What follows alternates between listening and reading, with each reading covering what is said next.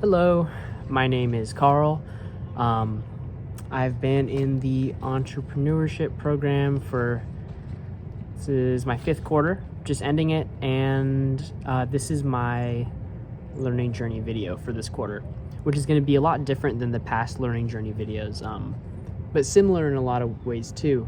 The past ones were based on projects that we did and what we learned from these projects, but this one is based on kind of, I guess, my life experience in combination with this class and how they kind of impact each other, which I am going to have a lot of fun doing, I think, because a lot has changed for me this quarter. Last few times I've taken the class, it was very differently structured with really high emphasis on projects and putting out products and in a timely fashion and making them really presentable. And this quarter was not like that, and that was not my style either. I'm a very sporadic person, and planning is not really my strong suit, which isn't a bad thing, but it's also something I'd like to work on. So this quarter I was really pleasantly surprised to find that there wasn't a lot of homework, but more of an experiential learning environment where guest speakers came in, and I thought I really benefited from that. One, because I love hearing from experts, and two, because with the free time I was able to embark on my own entrepreneurial ventures and have it not be for school, have it be for me. Which, like when you like reading, but you have to read a lot for school, maybe you're gonna read less for fun. That's the kind of feeling I felt. So last quarter, I was out of the country studying in Nepal, and the reason I did that was because I kind of needed a reset. I felt uncreative, and I needed to get out of my patterns. We had a guest speaker, Bob, earlier, give an analogy that I thought matches up pretty well with that, about emptying out your whole sock drawer and filling them with new socks. That's kind of what I felt like I was doing. So when I came back, a lot did change, and I felt more ready. So the reality of the class is that it is really internally driven, meaning you get to make the choices of what kind of changes you want to make in your life and in your entrepreneurial journey based on the information that is being provided to you. And I thought that was really cool.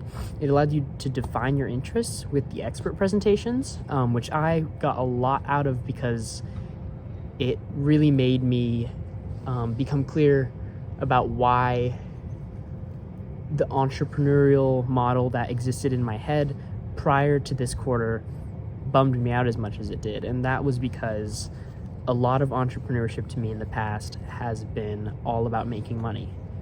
And while that is a very important thing, and while I acknowledge that not having to worry about that is definitely a privilege, I think it's also really important to give a voice to the side of entrepreneurship that's just not all about business. It's about making people happy too.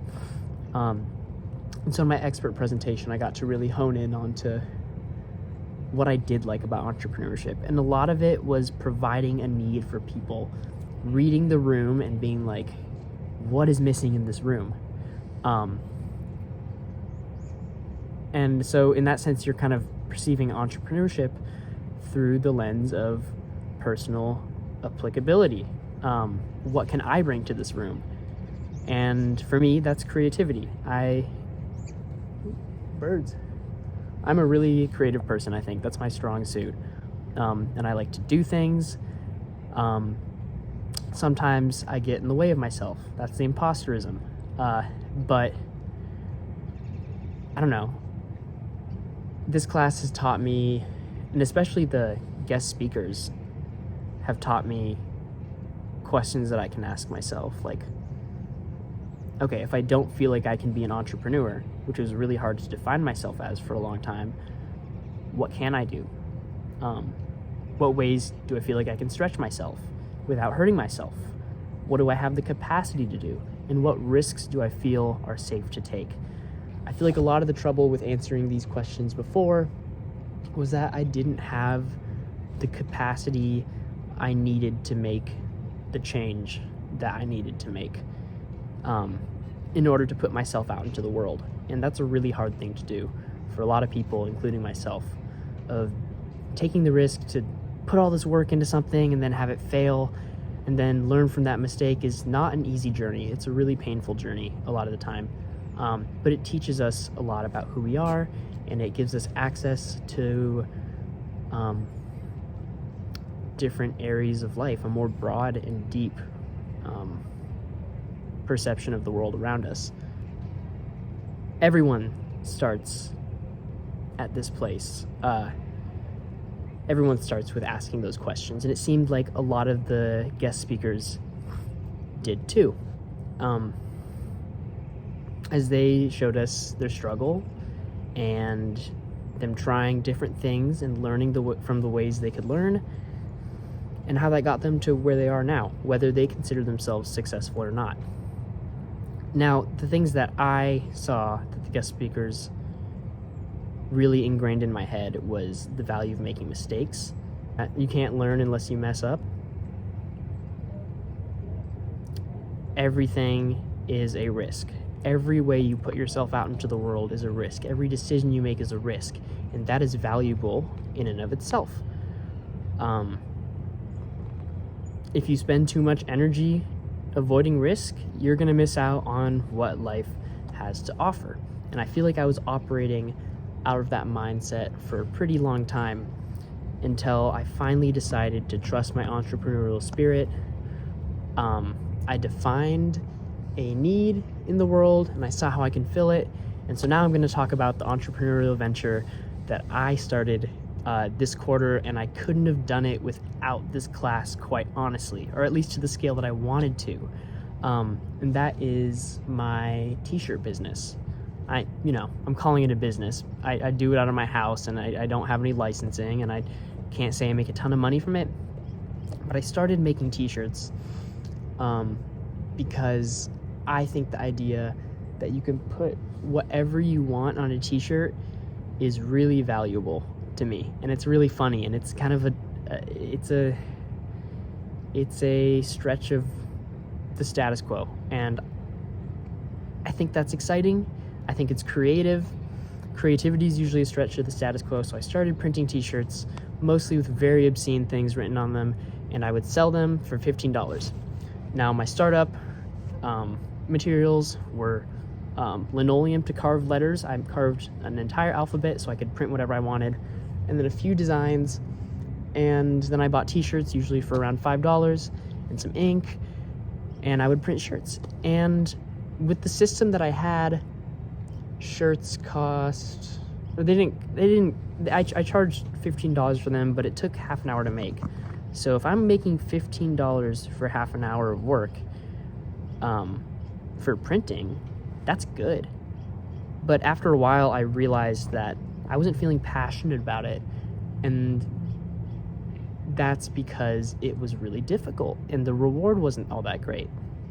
And so I learned that people do like to buy my t-shirts. I made a lot of sales, and I sold them at a art market. And so I decided to carve a block with phrases on it. Instead of I took the phrases that sold best, which in this case was, there are two types of cowboys in this world. It's up for interpretation. I think it's just a silly saying. And I carved that onto a block. So instead of having to type out or print out each letter, I just printed the whole thing. And it saved me so much time. And it looked nicer. And people wanted to buy them more.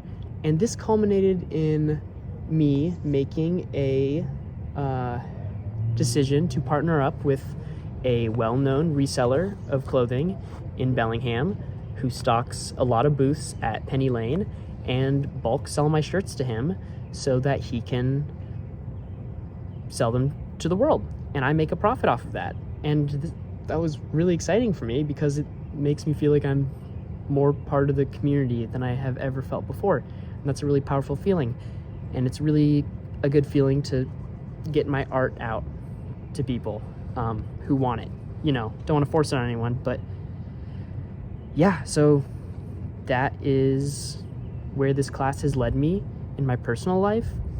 And I don't think I could have done this in the way entrepreneurship used to have been taught. I think I would have become overwhelmed, and I think I would have thought that I had to go by a business model, when really I'm just going with what feels good and taking the opportunities as they come. So yeah, I thought in that sense, I really succeeded in this class because it allowed me to tie my hobbies and my professional career and what I'm learning about in school all together and create something cool for the world. So thank you.